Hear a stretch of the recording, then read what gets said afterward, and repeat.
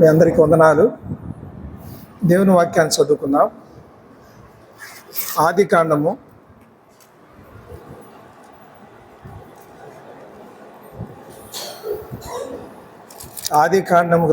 40వ అధ్యాయము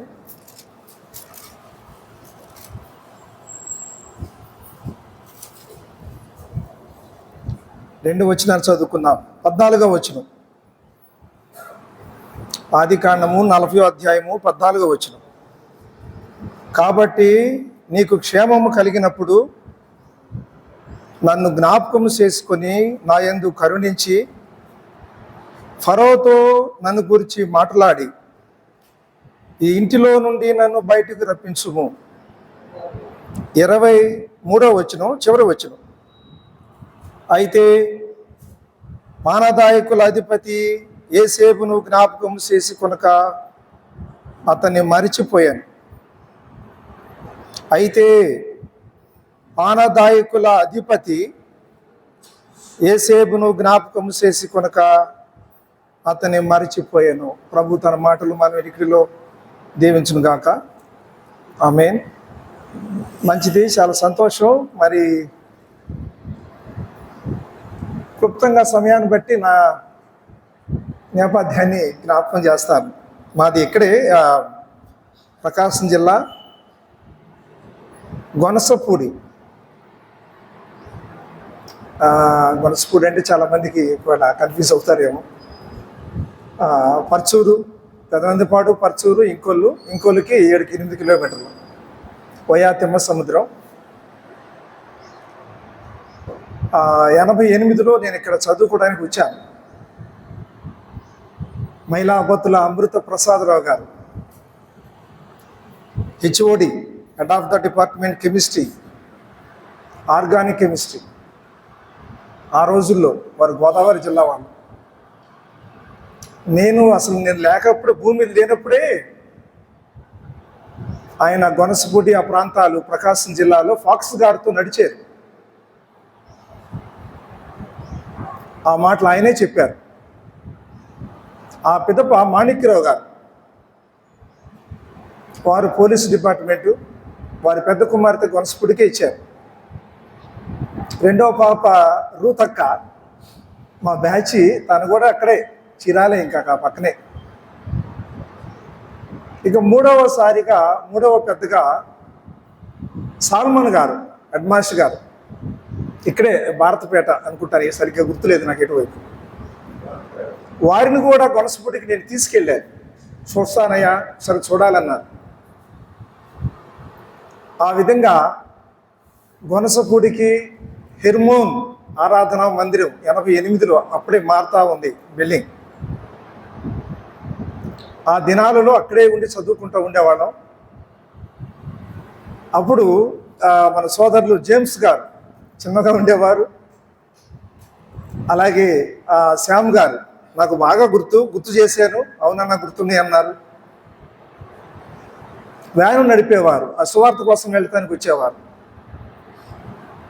అక్కడ ఉండి ఇక్కడే ట్రైనింగ్ చేసుకొని పై చదువుకు విశాఖపట్నం అట్లా వెళ్ళడం జరిగింది ప్రభు చిత్తాన్ని బట్టి.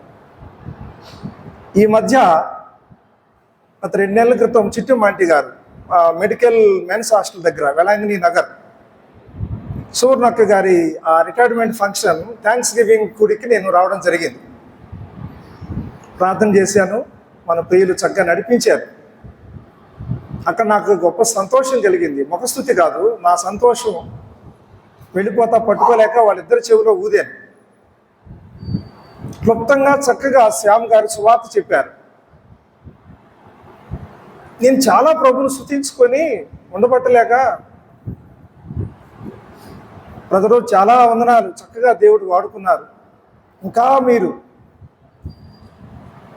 ప్రభు కొరకు వాడబడాలి అని చెప్పి జేమ్స్ గారు కూడా ఆల్టర్ కాల్ ఇచ్చారు. చివరి ఆల్టర్ కాల్ ఇచ్చి ముగించినప్పుడు నేను సంతోషపడ్డాను, చక్కగా నడిపిస్తున్నారు అని వెళ్ళాను. తర్వాత బ్రదర్ అన్న ఒకసారి రండి అన్న మీరు అన్నారు. పై చదువు కొరకు మేము విశాఖపట్నం, ఆ తర్వాత వివాహం, ఉద్యోగాల కొరకై శ్రీకాకుళం చివరికి వెళ్ళిపోయాం. Palasa last border. అక్కడ అసలు జిల్లాలోనే బ్రదరన్ సంఘాలు 5, గట్టిగా లెక్క పెడితే ఒకవేళ 6, ఇంక లేవండి. సంఘాలు లేవు, బ్రదరన్ సంఘాలు లేవు, బ్రదరన్ సంఘాలు లేవు. అది మరొకసారి చెబుతాను, ఆ నివేదిక మీకు సమయం కాదు ఇది. అక్కడి నుంచి రావడానికి ప్రభు మాకు కృప చూపించారు. అసలు జేమ్స్ గారు కూడా వనసపూడికి మా మేనగోడలు చేసుకునేది ఉండే. ఆ వివాహ సందర్భంలో మాట్లాడుతున్నప్పుడు దేవుని చిత్తం కాదు. అప్పటి నుంచి కూడా ప్రియులు మాతో కలిసి మేము ప్రభువులో కొనసాగుతున్నాం. దాన్ని బట్టి నేను ప్రభువును స్తుతిస్తున్నాను. ప్రభు నాకు ఇచ్చిన ఈ తలంపులను బట్టి మీతో యుక్తంగా ప్రవక్తల ఆత్మలు ప్రవక్తల స్వాధీనంలో ఉంటాయని కొట్టేశారు. కనుక ఆత్మ స్వాధీనంలోనే ప్రభు ఆ కృప పరిధిలోనే నేను మీకు అందించాలని ఆశపడుతున్నాను. వాస్తవానికి 40వ అధ్యాయం అంతా చదివితే మంచిదే, కానీ సమయాన్ని బట్టి నేను 2 వచనాలు చదివాను. 14వ వచనం, అదే రీతిగా 23వ వచనం. యోసేపు యొక్క ఒక మలుపు, తన జీవితం యొక్క ఒక ముగింపు అయి మలుపులోకి వస్తున్నారు. అసలు పాత నిబంధన 39 పుస్తకాలను జరడి పెడితే 7 భక్తులు తేలేరు. నాకు కాదు, పరిశుద్ధాత్మ దేవుడే రాయించాడు. మరి ఎందుకు రాయించాడో నాకు కొన్నిసార్లు ప్రశ్నలు వస్తున్నాయి. కానీ 7 శ్రేష్టకరమైన భక్తులు రాశారండి కొత్త నిబంధనలో. హెబ్రీ పత్రికలో రాశాడు. మొదటి భక్తుడు హేబేలు అన్నారు. హేబేలు తర్వాత హానోకు పిదప నోవాహు తర్వాత ఎవరండి? అబ్రహాము తర్వాత ఇస్సాకు తరువాత 2వ కుమారుడు యాకోబు తరువాత తన ముద్దుల కుమారుడైనటువంటి యోసేపు. వీళ్ళు 7. హెబ్రీ పత్రిక 11వ అధ్యాయము, ఆ మాటలు మీకు జ్ఞాపకం చేస్తాను ఒకసారి రెఫరెన్స్తో సహా. 11వ అధ్యాయము, త్వరగా రండి. 206వ పేజీ, కొత్త నిబంధన, హెబ్రీయులకు రాసిన పత్రిక 11వ అధ్యాయము 4వ వచనములో, విశ్వాసమును బట్టి హేబేలు. 5వ వచనం అండి, విశ్వాసమును బట్టి హానోకు. 7వ వచనం, విశ్వాసమును బట్టి నోవాహు. 8వ వచనం, విశ్వాసమును బట్టి అబ్రహాము. అదేవిధంగా కిందకి రండి, 17వ వచనం, విశ్వాసమును బట్టి ఇస్సాకు. 21వ వచనం, విశ్వాసమును బట్టి యాకోబు. చివరిగా 22వ వచనములో, విశ్వాసమును బట్టి యోసేపు. మన బైబిల్ పండితులు పెద్దవారు ఇంకా వ్యాఖ్యాన బైబిల్లో కూడా విశ్వాస వీరుల పట్టి అని ఆ పైన అక్షరాల ఎడ్డింగ్ పెట్టారు. విశ్వాస వీరులు మనం ఎవరమండి? మనం విశ్వాసులు.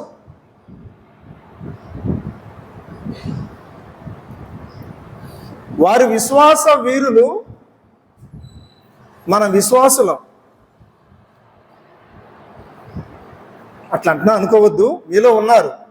వీరులు లేకపోతే ఇంత పెద్ద పని జరుగుతుందా? అయితే మన పేరు రేపు గ్రంథములు ఇప్పబడినప్పుడు మన పేరు అక్కడ చూసుకుంటాం. హేబేలు మొదటి విశ్వాసి, శ్రేష్టకరమైన బలి. రక్తము లేకుండా ఆరాధన లేదు. ఆ రక్తమే యేసుక్రీస్తు లేకుండా ఆరాధన లేదు అన్న సత్యాన్ని మనం హేబేలులో చూస్తున్నాం, అనగా వర్షిప్ చూస్తున్నాం.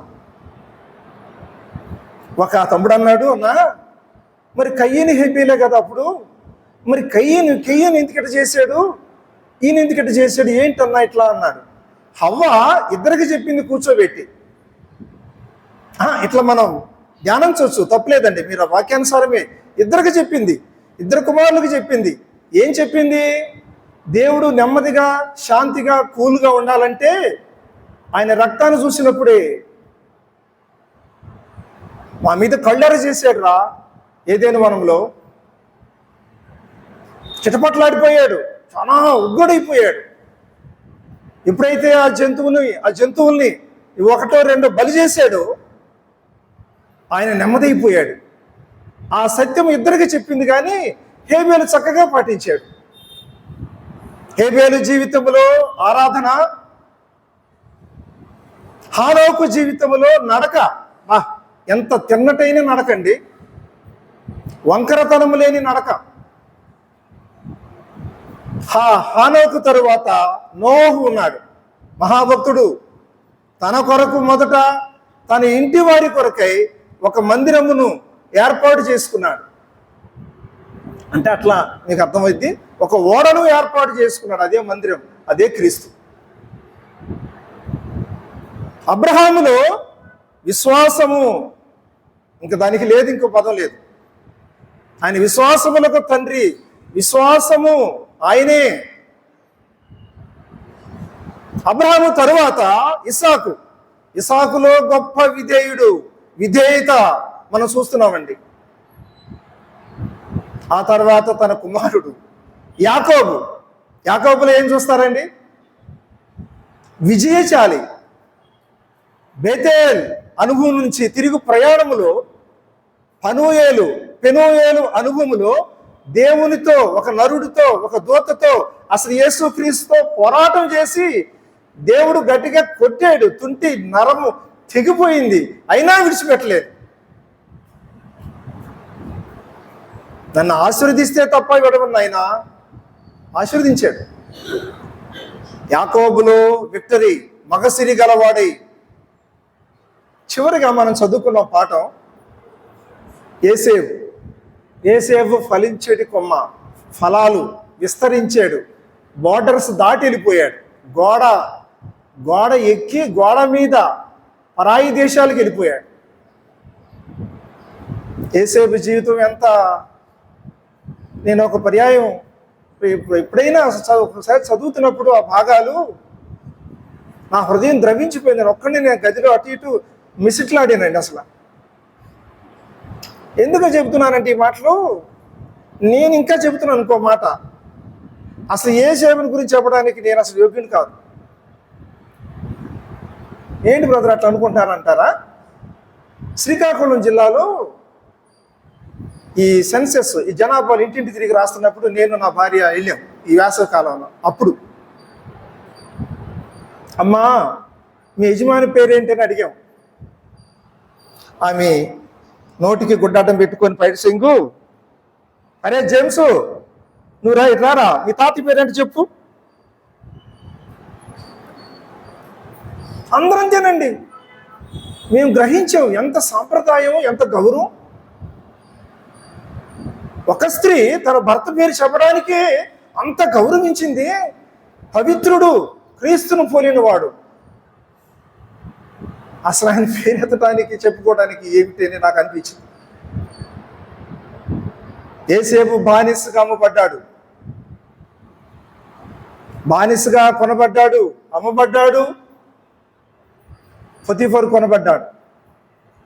పొతిఫర్ ఇంటిలో పెనుగులాడాడు, తప్పించుకున్నాడు, పారిపోయాడు.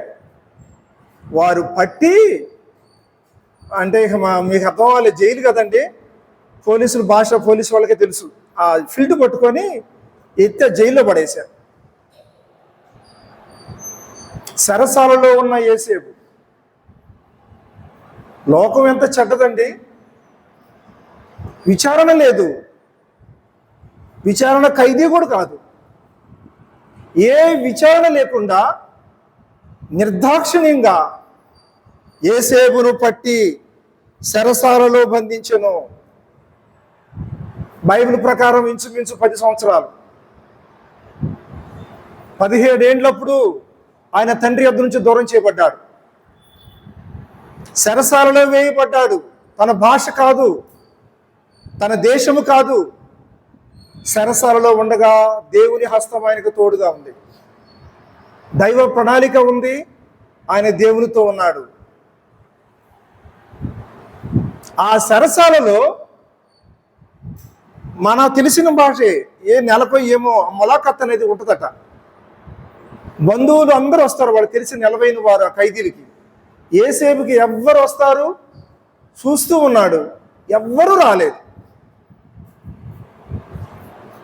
పరాయి దేశములో పరవాసిగా ఐగుప్తు భాష నేర్చుకుంటూ హెబ్రీయుడు పడుచువాడయింది. ఐగుప్తు దేశములో సరసాలుగా ఉన్నాడు. 10 సంవత్సరాలండి. ఖచ్చితంగా ఆధారాలు బైబిల్లో ఉన్నాయి. కీర్తనకారుడు అన్నాడు, ఇనుము ఏసేపును బంధించి బాధించెను, ఇనప సంఖ్యల చేత ఎంతగానో కన్నీరు కార్చుకున్నాడు. ఎవరికి తెలియదు, కానీ సంతోషంగా ఉన్నాడు తన దేవుని బట్టి.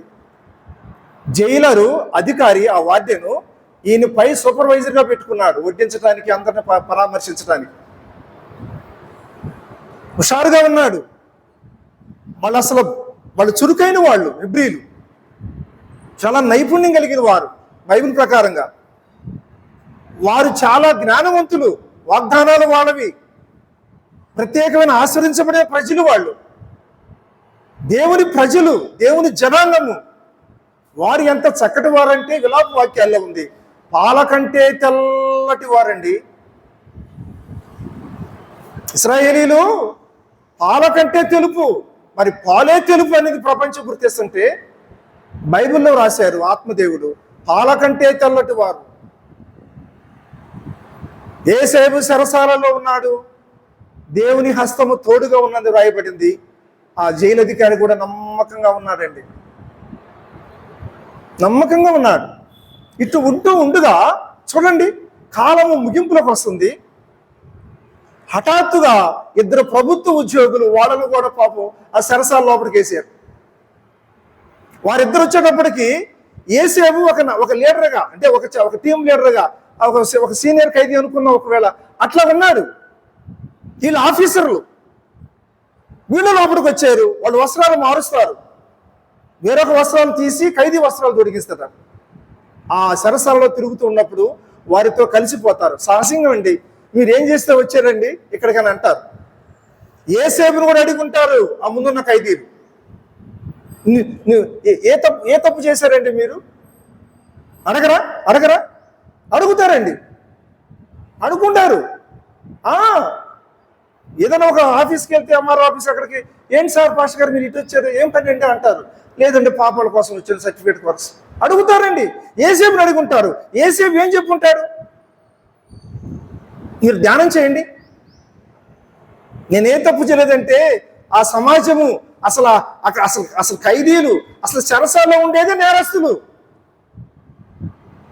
చెరసాల అనగానే నేరస్తులు, ఖైదీలు, వారి సెక్షన్స్, వారి తప్పులు, వారి బ్యారర్స్, వారి గదులు, వారి నంబర్లు.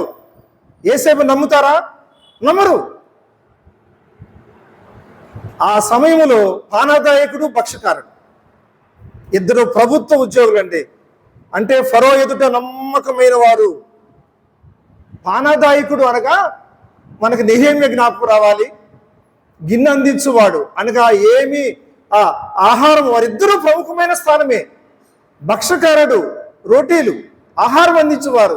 వీరిద్దరూ ఐగుప్తు దేశంలో, ఐగుప్తు ఫరో ఆ చక్రవర్తి యొక్క ఆస్థానంలో సమీపంగా అతి ప్రాముఖ్యమైనటువంటి ఉద్యోగ బాధ్యత కలిగిన వాడు. ఆషామాషిగా ఎవరండి నమ్మరండి. నమ్మకం కుదరాలి, నమ్మకం ఏర్పడాలి. నమ్మకం ఏర్పడితేనే వారికి ఆ స్థానంలోకి ఉద్యోగం ఇస్తారు. వారు భోజనం చేసిన తర్వాతే రాజుగారు భోజనం చేయాలి. వారు రుచి చూసిన తర్వాతే రాజుగారికి అందించబడుతుంది. అంతే. అంటే ఏదైనా ఒకవేళ విషము, ఏదైనా పొరపాటు జరిగితే మొదట వారే సరిపోతారు. ప్రాముఖ్యమైనటువంటి హోదాలో ఉండి వారు ఏం తప్పు చేశారో వారిద్దరిని కూడా చెరసాలకు పంపించారు. కామెంట్రీస్లో ఏముంది అంటే, ఏం తప్పు చేశారన్నా, వారి మీద అభియోగం వచ్చింది. రాజా, పానదాయకుడు, భక్షకారుడు పక్క దేశ వస్తువులను చంపాలని చూస్తున్నారు.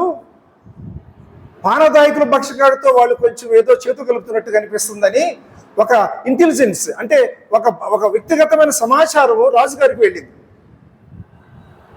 రాజుగారు వెంటనే పసిగట్టారు, అలర్ట్ అయ్యారు. అటువంటి అధిపతితో పోలీస్ అధికారులతోటి వీరిద్దరనే సరసాలు వేయమన్నారు. తర్వాత విచారణ పంపించేయండి. అందులో యేసేపు ఉన్నాడు, దేవుని కుమారుడు. యేసేపు సుందరుడు, దేవుని భయం కలిగిన వాడు ఉన్నాడు. మాట్లాడుకున్నారు, కలిసి భోంచేస్తూ ఉన్నారు.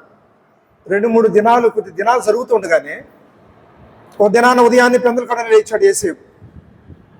అటు ఇటు చూసాడు, పొడవుగా ఉన్న బ్యారల్స్, ఆ రూమ్స్ అన్ని చూస్తే వారిద్దరూ ఆ అరుగు బయట దిగాలుగా కూర్చున్నారు.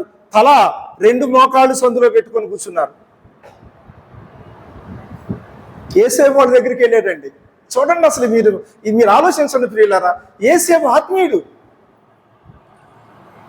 నాకెందుకు అనుకోలేదు. చూడండి, యేసేపు వెళ్ళాడు. నిజంగా అతను పరదేశస్థుడు, పరవాసి, అసలు పరభాషి, తర్వాత ద్విభాష అయ్యాడు. వాళ్ళ దగ్గరికి వెళ్ళాడండి. ఇందులో పాఠం ఉంది ప్రియులారా. అబ్రహాము యొక్క తమ్ముడు కొడుకు వచ్చి సమాధానం అడుక్కోవాలి. కానీ అబ్రహామే దిగి వెళ్ళాడు, దగ్గరకు వెళ్ళాడు, తనకు అవకాశం ఇచ్చాడు. ఆత్మీయుడు కనుక తగ్గించుకున్నాడు, అతనికి అవకాశం ఇచ్చాడు, అతను ఫాలో అయిపోయాడు, అతనికి ఛాయిస్ ఇచ్చాడు. ఆత్మీయ యొక్క లక్షణాలు అవి. ఆత్మీయత, ఆత్మీయులు కలిగే నడిచే విధానం అది. వెళ్ళి, సోదరులారా, పానదాయకుడు ఏమిటి దిగాలుకున్నారు అన్నాడు. పలకలా. అయ్యో ఏమిటి ఎంత విచారంగా ఉన్నారు, ఏం జరిగింది, రాత్రి ఏం జరిగింది? పొద్దుపోయిన దాకా మనం ఎన్నో కథలు చెప్పుకున్నామే, చాలాసేపు మాట్లాడుకున్నాం, భోజనం చేసినాక చాలా ఎన్నో విషయాలు చెప్పుకున్నాం, గుడ్ నైట్ అని కూడా చెప్పుకున్నాం కదా, ఏమైంది రాత్రి మీకు? పానదాయకుడు నోరిప్పాడు. అయ్యా, నాకు రాత్రి ఒక కల వచ్చింది అయ్యా అన్నాడు. అనగానే యేసేపు ఏం చెప్పు అన్నాడు. అయ్యా, నా కలలో ఒక ద్రాక్ష చెట్టు, ద్రాక్ష తీగ, దానికి 3 గుత్తులుగా 3 తీగలు ఉన్నాయి, ద్రాక్షాలు ఉన్నాయి. ఆ ద్రాక్షాలు నేను కోసి పిసికి గిన్నెలో తీసుకొని రాజుగారికి ఇస్తున్నట్టుగా నాకు వచ్చిందయ్యా అన్నాడు. యేసేపు అన్నాడు, రైట్, ఆ 3 అన్నావు కదా, ఇంకా 3 రోజులు అన్నాడు. అనగానే అతని ముఖం ఒక పూలాగా వికసిస్తుందండి. నీకు కూడా అంతే, నాకు కూడా అంతే వికసిస్తుంది. 3 దినాల్లో దేవుడు రాజుగారు, మన ఫరో గారు నేను పిలుస్తారు అన్నాడు. పిలుస్తారండి. పిలిచి నీ ఉద్యోగం నీకు ఇవ్వబోతున్నాడు, నీ తల పైకెత్తుతాడు, నువ్వు రెస్టోర్ అవుతావు, తిరిగి జాయిన్ అవుతావు అనగానే ఆయనకి ఎంత సంతోషం అంటే, నేను కూడా ఒకసారి ఒక ఆయన, అయ్యా నువ్వు సెలెక్ట్ అవుతావులే అన్నప్పుడు ఏమంటావంటే, అన్నా నీ నోటి ప్రకారంగా జరిగితే చూడు, అసలు ఎఫ్రాయిం అన్నా ఇంకా అన్నలందరూ పిలిచి మంచి పార్టీ, మంచి ప్రేయర్ పెడతానన్నా అంటాం. అసలు నీ మాట ప్రకారంగా జరగాలి, కానీ నీ మాట ప్రకారంగా జరగని 3 రోజుల అవును అంటున్నాడు. అయితే యేసేపు అక్కడ 14 వచనం చదువుకున్నాం కదా, ఆయన ప్రాధేయపడుతున్నాడు, రిక్వెస్ట్ పెట్టుకుంటున్నాడు. అతను ఒక సబ్మిషన్. అయ్యా పానదాయకుడు, నీవు ఉద్యోగంలో జాయిన్ అయిన తర్వాత రాజుగారితో మాట్లాడు, నన్ను ఇక్కడ నుంచి, ఈ ఇంటిలో నుంచి నన్ను విడిపించవా, నాకు రికమెండేషన్ చేయవా, నేను నీకు మేలు చేస్తున్నాను కదా, నాకు మేలు చేయవా అన్నాడు. వీరిద్దరూ మాట్లాడుకుంటే ఆ పక్కనే కూర్చున్నాడు భక్షకారుడు, ఆయన కూడా లేచి వచ్చాడు. అయ్యా యేసేపు గారు, నాకు కూడా కల వచ్చింది అన్నాడు. చెప్పు నీ కల ఏంటో అన్నాడు. నాకు కూడా నా కలలో 3 గంపలు, 3 పిండి వంటలయ్యా, తెల్లగా ఉన్నాయి. ఏ పిండితో, రకరకాల పిండితో చేసాడో, చక్కగా బూరెలు పొంగిచ్చాడు. 3 గంపలు చక్కటి మేదరతో, ఎదురుతో చేసిన గంపలు 3 ఉన్నాయ్యా. 3 గంపల నిండా పిండి వంటలు ఉన్నాయి. పిండి వంటలు పెట్టుకొని వెళుతున్నానయ్యా. వెళుతుండగా పక్షులు వచ్చి ఆ పై గంపలో ఆహారం అవన్నీ రొట్టెలు తినేస్తున్నాయ్యా. యేసేపు అన్నాడు, అయ్యా నీకు కూడా ఆ 3 గంపలు 3 దినాలు అన్నాడు. ఆయన కూడా సంతోషించాడు. ఎవరికైనా పాజిటివ్ వస్తుందంటే కొంచెం వార్తలు కొంచెం మన హృదయం కొంచెం పొంగుతూ ఉంటుందిగా. అయితే 3 దినాలని రాజుగారు పిలుస్తాడు, ఫరో గారు పిలుస్తాడు, నీ తల పైకెత్తుతాడు, నీ తల ఆ ఉరికంబానికి ఎక్కిస్తబోతున్నాడు. పక్షులు వచ్చి నేను తినేస్తాయి. దిగాలైపోయాడు. మరి ఇక నాకు అర్థమయ్యే భాష చెప్పాలంటే హార్ట్ అరెస్ట్ అయినంత పని అయింది. కార్డియాటిక్ అరెస్ట్ అంటారు కదా, అంత పని అయింది. యేసేపు నోటిలో నుండి ఆ ఉదయకాలం పానదాయకుడికి శుభవార్త, భక్ష్యకారుడికి అశుభవార్త. ఎంత వచ్చినామండి. యేసుప్రభువు వారు మొన్నే పునరుద్ధానుడు అయ్యి నమ్మి బాప్తీసం పొందితే రక్షణ, నమ్మని వానికి మూడో రోజు వచ్చేసింది. ఆ 3వ దినం ఆ లెక్కల ప్రకారంగా రాజుగారి యొక్క జన్మదిన వేడుక. కబురు పెట్టారు, వీరిద్దరు రమ్మన్నారు. వర్తమానం వచ్చిందండి. రాజుగారి నుంచి వర్తమానం వస్తే జైలు ఏం చేస్తాడు? త్వరగా వాళ్ళకి డ్రెస్సులు మార్చాడు. అయ్యా రాజుగారు మిమ్మల్ని రమ్మన్నారు, వెళ్ళండి, త్వరగా సిద్ధపడ్డారు. వారిద్దరు బయటికి వెళుతుంటే ప్రధాన ద్వారం దాటి వెళుతుంటే అంటే నాకు వేరే దగ్గర సమాచారం దొరికింది. యేసేపు ఆ పానదాయకుడు చేయి పట్టుకొని ఆ మెయిన్ గుమ్మం దాకా బయటకు వచ్చాడు. అసలు ఖైదీని రానివ్వరు, అస్సలు దగ్గరికి కూడా కాదు, ఆ ప్రాంతానికి తిరగకూడదు ఖైదీ.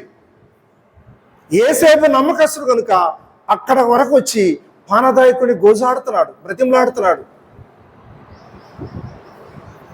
వెళ్ళిపోయారండి. రాజుగారు తన ఆ క్యాబినెట్ మొత్తాన్ని సమావేశపరిచాడు, విందుని విచారణ చేశాడు. పానదాయకుడికి తిరిగి తన ఉద్యోగాన్ని ఇచ్చాడు. అందరూ చూస్తూ ఉండగానే భక్ష్యకారుణ్ణి అతను ఉరికంబం ఎక్కించాడు. చివరి 23వ వచనం మనం చదువుకున్నదే, 40వ అధ్యాయము 23వ వచనం. అయితే పానదాయకుల అధిపతి యేసేపును జ్ఞాపకం చేసుకొనక అతన్ని మరచి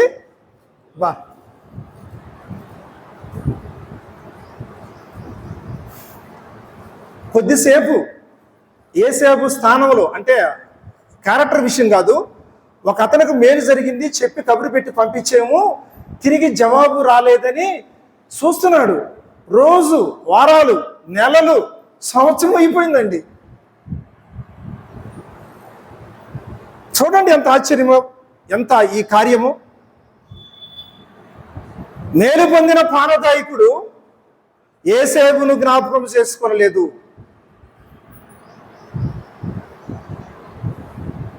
కృతజ్ఞతగా చెప్పవలసినటువంటి ఆ పానదాయకుడు మేలు చేసినటువంటి యేసేపును జ్ఞాపకం చేసుకోవాలా. అయ్యా నేను మరలా చెబుతున్నా, మేలు పొందిన నీవు నేను, ఆ 9 మంది 10 మంది బాగుపడ్డారులే, 9 మంది 10 మంది అసలు మేలు పొంది, ఆశీర్వాదం పొంది, రక్షణ పొంది, అనేక విషయాలలో మేలుడు పొందిన వారు యేసుక్రీస్తు ప్రభువుని జ్ఞాపకం చేసుకోవట్లేదు.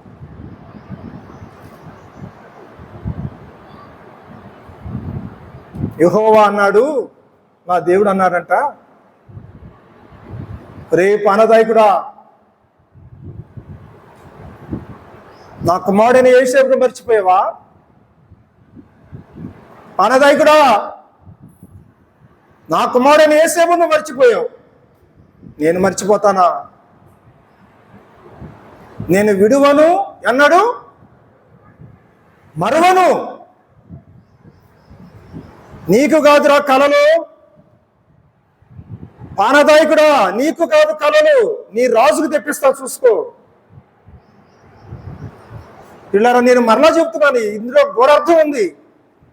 పానదాయకుడా, నీకు కాదు కలలు, నీ రాజుకు తెప్పిస్తా చూసుకో. రాజును కదిలించాడు.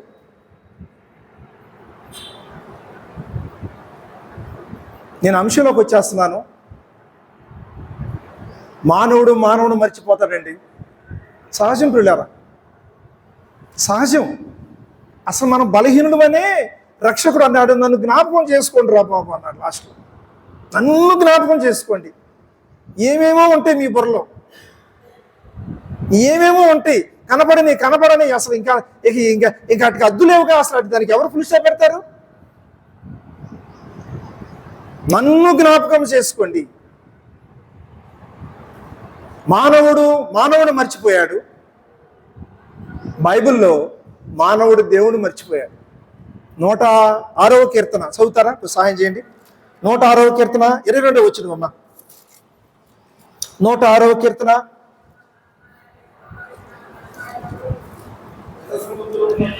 ఎర్ర సముద్రం యొక్క భయము పుట్టించు కార్యములను చేసిన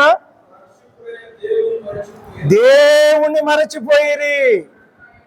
చాలు బ్రదరు. ఎర్ర సముద్రము దగ్గర మన వాళ్ళు చాలా మంది వెళ్ళొస్తున్నారు. ఎరుషలేం మంచిది, దేవుడు ఇచ్చాడు, అవకాశం ఇచ్చాడు, కొంత శక్తి ఇచ్చాడు. ఇప్పుడంతా గూగుల్ వచ్చింది, చూస్తున్నారు. మా అత్తగారి కొడుకు కూడా ఒకడు వెళ్ళొచ్చాడు. ఎట్లా వెళ్ళాడు వాడు? ఎట్లా వెళ్ళాడు? ఏదో డబ్బులు బాగు చేసుకొని. అడిగా, మనకు ఆ శక్తి లేదు కనుక అడిగా, అన్నా మామయ్య చూశాను ఎర్ర సముద్రం, ఇప్పుడు అంతా ఈ రిసార్ట్స్ కట్టారు ఆ సముద్రం ఒడ్డున, ఆ టూరిస్ట్ ప్లేస్ అయింది, చూపించారంటారా మీకు గైడ్ అన్న. ఎన్ని అడిగితే ఎన్ని చెప్తున్నారు. చరిత్ర ఎంత అద్భుతం, దేవుడు చేసిన కార్యం ఎంత వాస్తవాలు. ఎర్ర సముద్రమును పాయలుగా చేసిన దేవుణ్ణి వారు మర్చిపోయారు. కీర్తనగాడు అంటున్నాడండి, వాళ్ళు అసలు సముద్రం దాటి వెళ్ళారు. త్వరగా చెప్తున్నారు, దాటి వెళ్ళిన తర్వాత వాళ్ళు పాడుపాడారు కదండి. యెహోవా గానము చేసేదము ఏకముగా కూడి. వేల్పులలో నీ వంటి వాడెవడు, పరిశుద్ధను బట్టి నువ్వు మహనీయుడు అయ్యా అని పాడుతున్నారు. ఆ టీంలో ఆ మిరియాము తల్లి ఆ ప్రవక్తిని ఎంత పెద్ద కంజరి తీసుకుందో మొత్తాన్ని అసలు ఎంత ఉత్తర ప్రత్యుత్తరాలుగా గాన ప్రతిగానములతో పాడారండి వాళ్ళు. వారి ఎదుట, వారి కళ ఎదుట వారు చూస్తూ ఉండగానే ఆ భయం పుట్టించే కార్యమును, దేవుడు చేసిన కార్యమును వాడు కళ్ళారా చూశారు. మరొక వచనం చదువుతారా? దేవుని మర్చిపోయారు. 78వ కీర్తన 11వ వచనం. 78:11 కొంచెం నేను త్వరగా లాగిస్తాను. ఆయన క్రియలను, తన ఆశ్చర్య క్రియలను వారు మరచిపోయేరి. కీర్తన కూడా అన్నాడు, దేవుని మర్చిపోయేరి, దేవుని క్రియలను మర్చిపోయేది. ఎంత ఘోరం అండి. అమ్మా నేను ముగింపులో అంటే చివరి వచనాలు చెప్పేస్తున్నాను, ఏమనుకోవద్దు. వారు మర్చిపోయారు, దేవుని మర్చిపోయారు, దేవుని కార్యాలు మర్చిపోయారు. వాళ్ళు మర్చిపోతే మనకేంటన్నా, ఎంత గట్టిగా కేకేస్తున్నావు, ఎగిరి చెప్తున్నావు అన్నాడు ఒకడు. ఓ ఇశ్రాయేలు, నీ భాగ్యం ఎంత గొప్పది. వాళ్ళ అక్షర సంబంధమైన ఇశ్రాయేలీలే.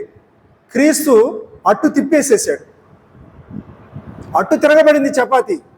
నీవు నేనే ప్రపంచంలో క్రీస్తు ఎరిగిన వాడు ఇశ్రాయేలీయుడు. మర్చిపోయారు, వాళ్ళు మర్చిపోయారు. ఎన్ని సంవత్సరాలు నడిచారంటే వాళ్ళు కానానికి? ఎన్ని సంవత్సరాలండి కదా? 40 ఏళ్ళు కదండి ఇంచుమించుగా. అదే 40 ఏళ్ళ తర్వాత ముగింపులోకి వచ్చేస్తున్నా. యోర్దాను దాటారు. యెహోషువ నాయకత్వం నాడు యెహోషువ ఇద్దరు పిలిచి, అరే మత్తయి మార్కు మీరు వెళ్ళి కొద్దిగా ఆ ఎరుకో కసూసి రండి పొండి అన్నాడు. వెళ్ళారు.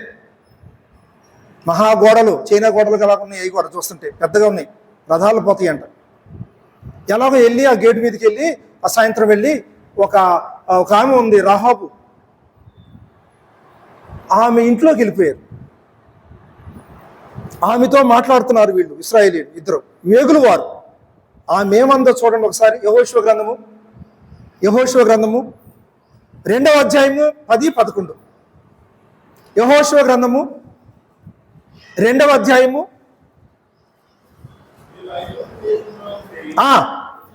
వచ్చినప్పుడు మీ ఎదుట ఎర్ర సముద్రమును ఆయన ఏం చేశాడో ఆ కార్యముల గురించి మేము విన్నప్పుడు మా గుండెలు ఏమన్నాడు అక్కడ? కరిగిపోవటం. మీకు తెలియలా, పిల్లల ఐసు ఈ ఫ్రిడ్జ్లో తీసుకుంటూ ఆడుకుంటారు. శీలు పట్టుకోగానే 2 నిమిషాలు కనపడదు. గుండె నీరైపోయింది. ఎవరండి? ఒక అన్యురాలు, చాలా భయంకరమైన స్థితిలో ఉన్న అన్యురాలు. దేవుణ్ణి విన్నప్పుడు గుండెలు కరిగిపోయినాయి. ఎప్పుడు మాట? 40 ఏళ్ల చరిత్ర మాట జ్ఞాపకం పెట్టుకుంది గుండెల మీద. ఇశ్రాయేలు ప్రజలు, మీరు వారు కాదండి, మనము, మీరు నేను మన యాత్రలో, విశ్వాస సంఘ కుటుంబ యాత్రలో దేవుని జ్ఞాపకం చేసుకుంటున్నావా?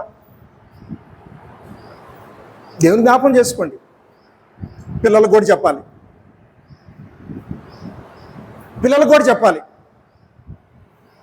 దేవుడు ఆజ్ఞ, నీ కుమార్తెలకు నువ్వు విషయాలు చెప్పాలి, సాక్ష్యం చెప్పాలి. ఇర్మియా గ్రంథము ముగింపులోకి వస్తున్నాను. ఇర్మియా గ్రంథము 2వ అధ్యాయము 32వ వచనం.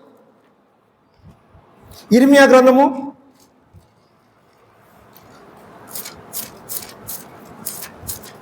2వ అధ్యాయము 600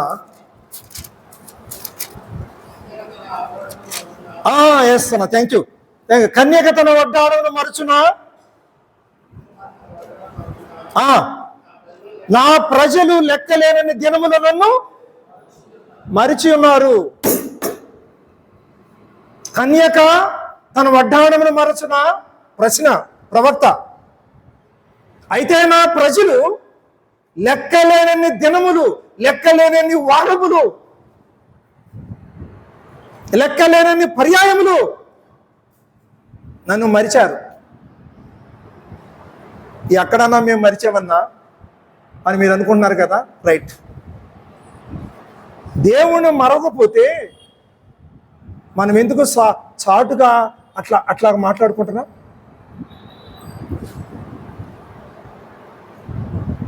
ఎందుకు చాటుగా అంటే ఏదైనా పర్సన్ అయితే పర్లేదండి, పేర్లు వద్దు, కానీ గమనిస్తూ ఉంటాం వాళ్ళ ఆత్మీయత. కముక్కన్నా రాగానే ఒక ఫోన్ కాదు, 4-5 ఫోన్లు రాగానే చాటుకి వెళ్ళిపోయి అసలు ఎట్లా మాట్లాడతారో కొంతమంది తెలియదు. నేను మాట్లాడుతుంటే నా భార్య అంటది, ఏమండి మైక్ పెడుతున్నారు ఏంటి ఇంత మైకు, అంత గట్టి కేకేలు అవతల చెవిటోళ్ళు అంటది. మన స్వభావం అది, కేకలేయటం. ఏం చేస్తాం, బలహీనత. అలవాటు అయిపోయి వాక్యం చెప్పటం, ఇంతోటితో మాట్లాడితే పెద్దగా మాట్లాడతాం. కొంతమంది మాట్లాడతారండి, అసలు ఏం మాట్లాడుతున్నారా లేదా? మాట్లాడుకోవచ్చండి. దేవుని ప్రజలు, దేవుని బిడ్డలు, సహోదరులు, రహస్యమా ఉంటుందా? ఏమో రహస్యాలు ఉంటాయా? ఏమో చాలా తక్కువ. ఎందుకు మరిచావు? దేవుని జ్ఞాపకం పెట్టుకుంటానంటున్నావు. దేవుడు ఉంటే ఆ పని చేస్తావా? దేవుడు నీతో ఉంటే నీవు ఆ విధంగా మాట్లాడతావా? అసలు ఆ విధంగా ఆలోచిస్తావా? ఇవ్వద్దండి అవకాశం, ఇవ్వద్దండి. వినాలని ఆశ ఉంటుంది లోపల శరీరం. బ్రదర్ వద్దులేండి ఆ విషయం, ఇప్పుడు కాదులే ఉండు అని తప్పించుకొని వెళ్ళిపోయా. ఆయన ఇంట్లో అన్నాడు, ఏంటి అన్నది చెప్తే వినడు అంటే సరేలే అని ఆమె కూడా కొట్టేసి. ఎందుకంటే కొంతమంది మనసులను, ఆత్మీయతను, ఆలోచనను, నిర్ణయాలు పాడు చేయడానికి ఒక చిన్న స్పార్క్ లాగా వేస్తారు వచ్చి. దేవుని మనం మర్చిపోతున్నాం. వాగ్దానం మరిచాం కదండి, పాట లేదా? నీ వాగ్దానం మరిచితిని నేను. నా కనుల ఎదుట లోకం డ్యాన్స్ చేస్తుంది, లోకం పోకడ, లోకం విధానము నాట్యం ఆడుతుందండి. నేను మూసేస్తున్నా, సమయం అవుతుంది. దేవుని జ్ఞాపకం చేసుకున్నావా? దేవుడే మానవుడి జ్ఞాపకం చేసుకున్నాడు. శ్యామన్న స్వార్థ చెప్పాడు ముగింపులో. ఇదే ఆ స్వార్థ అంటే.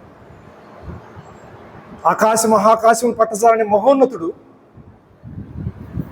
3వ ఆకాశంలో పైన దేవుడు మానవ కోటిని జ్ఞాపకం చేసుకున్నాడు. జ్ఞాపకం చేసుకొని తన ప్రేమ తనను తొందరపరిచింది. ఆయన ప్రేమ ఆయనను తొందర చేసింది. కాలము సంపూర్ణం చేసుకున్నాడు. సంపూర్ణమైనప్పుడు యేసు క్రీస్తు ప్రభు. ఒక్క మాట బైబిల్ సారాంశం అండి. ఇందులో డెబిట్లు చేసిన ఉపయోగం లేదు, అవసరం లేదు మనకి. దేవుడు మానవుడిగా వచ్చాడు. ఆయన ఎన్ని వచనాలు చూపించినా ఒకటి అదనంగా చూపించగలం బ్రదర్ని సంఘాలు. దేవుడు మానవుడయ్యాడు అంతే. దేవుడు మానవుడిగా కనపడ్డాడు, ఆకారమందు మనుషుడు, రక్త మాంసంలో పాలివాడయ్యాడు, సంపూర్ణ మానవుడిగా వచ్చాడు. దేవుడు మానవుడయ్యాడండి.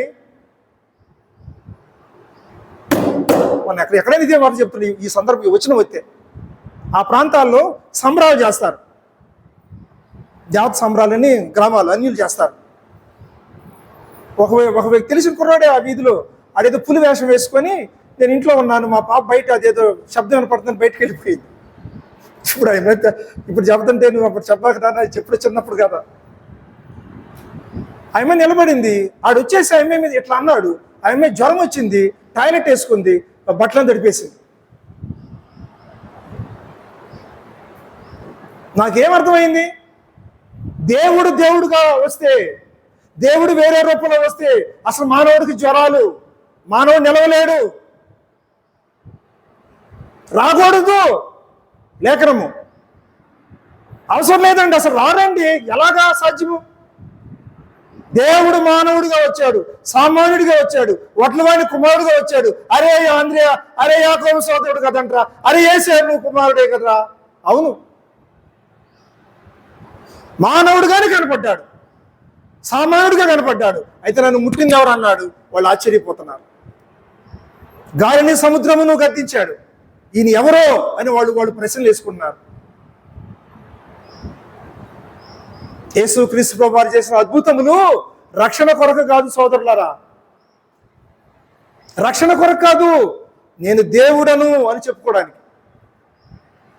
పైనుంచి దించారు కదా, నీ పాపములు క్షమించబడ్డాయి, ఇక నువ్వు వెళ్ళొచ్చు, సెలవు. అధికారం కలిగిన వాడు, పొందినవాడు, ఆయనే అధికారం కలిగినవాడు. అసలు ఆయన పొందుకున్నవాడు దేవుడు. నాటి ప్రజలు గుర్తించినప్పుడు దేవుడు మానవాళి కొరకై ఆయన ప్రాణం పెట్టడానికి వచ్చాడు. ఒక మనుషుడికి అప్పగించబడ్డాడు. పిలాతు ఎదుట రోమా చట్టంలో నిలబడ్డాడు.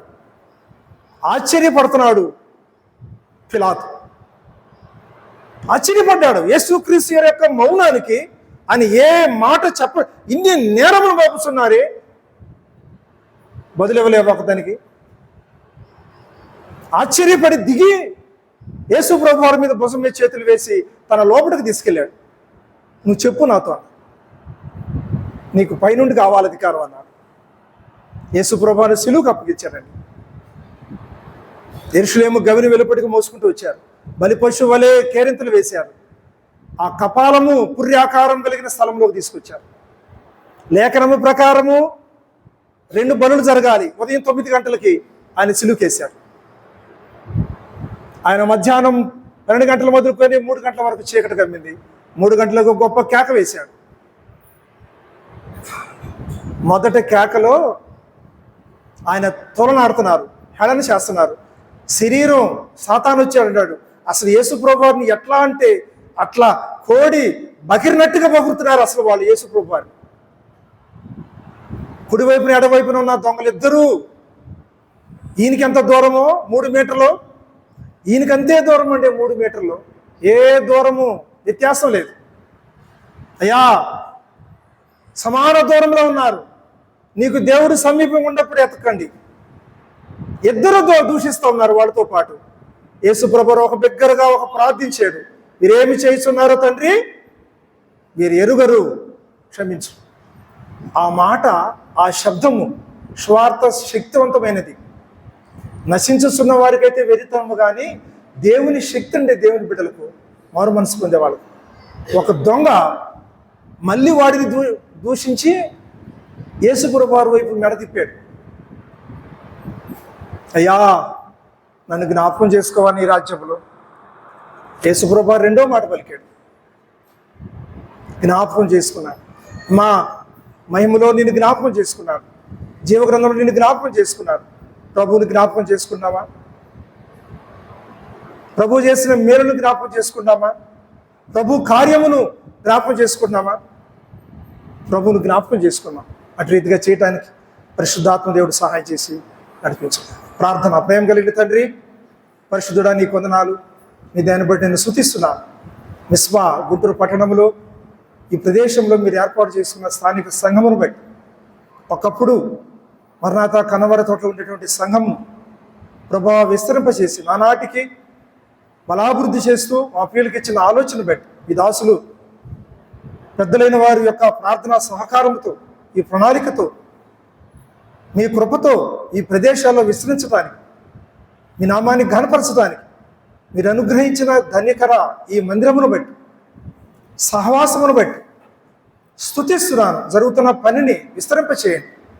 పెద్దల బహుగా దీవించమని వందనములు స్తోత్రములు చెల్లించుకుంటూ రక్షకుడు ప్రాణప్రియుడు యేసయ్య పరిశుద్ధ నామమున స్తోత్రములు చెల్లించి ప్రార్థించుకుంటున్నాము తండ్రి. ఆమేన్. అందరికి వందనాలు.